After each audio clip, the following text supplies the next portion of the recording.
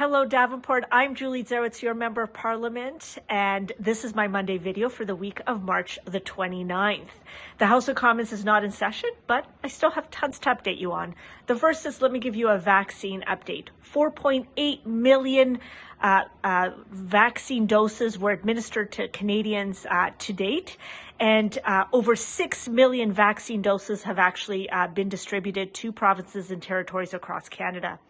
This week, we're expecting over 3 million more vaccine doses to arrive in Canada and be distributed. So if you are within the age category, please make sure to sign up to be vaccinated.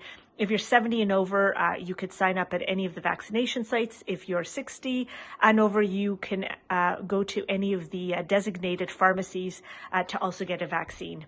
So just go to ontario.ca and look for vaccine, and they will direct you from there. I also want to let you know that our Minister of Health, Patty Hajdu, on Friday, announced $14 million for our researchers, for our scientists, to be looking at variants of concerns, to have a better understanding of the COVID variants and how we need to adjust our strategies to protect Canadians as we move forward. So $14 million to do that research, important for that to get going, and delighted that our Minister of Health has made that announcement. On the COVID emergency support side, CEBA, which is the emergency support loans for small businesses of up to $60,000, where $20,000 of it would be a grant. The application deadline has been extended from March 31st to the end of June 30th. So that is great news. And if you need more details, please reach out to my office. Two key big announcements from last week that I want to reiterate. One is the Supreme Court of Canada made a decision that the carbon tax that has been put into place by the federal government is absolutely constitutional.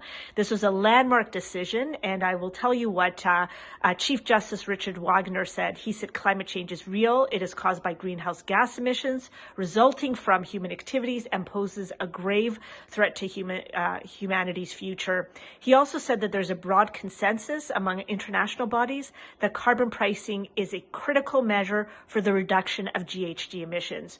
So that allows our federal government to be able to move full speed ahead on our very aggressive and urgent climate change plan. I also want to make sure that people were aware that Canada had joined the US, UK, and the EU to apply sanctions on key Chinese officials because of human rights abuses to the Uyghurs in China. China has started to retaliate, and over the weekend has started to put some restrictions and banning Canadian parliamentarians and British parliamentarians from coming to China and various other measures. What I want to do is also read out a couple of sentences that our Minister of Foreign Affairs have indicated. Marc Garneau, he said, China's sanctions against Canadian parliamentarians and democratic institutions are unacceptable and an attack on transparency and freedom of expression. The Government of Canada stands with parliamentarians and all Canadians as we continue to work with partners in defense of democracy and freedom of speech, and will continue to take action when international human rights obligations are violated. I too stand with my colleagues on this and will also be making a public statement on it. The last thing I want to do, I want to remind everyone is please keep safe. The variant is strong out there, and it's easier to take hold within our population. Please continue to follow public health directives if you are not within the age range to be able to get a vaccine. Have a wonderful week. Please reach out to my office if there's anything my team or I can be of service. 416-654-8048. Have a great week.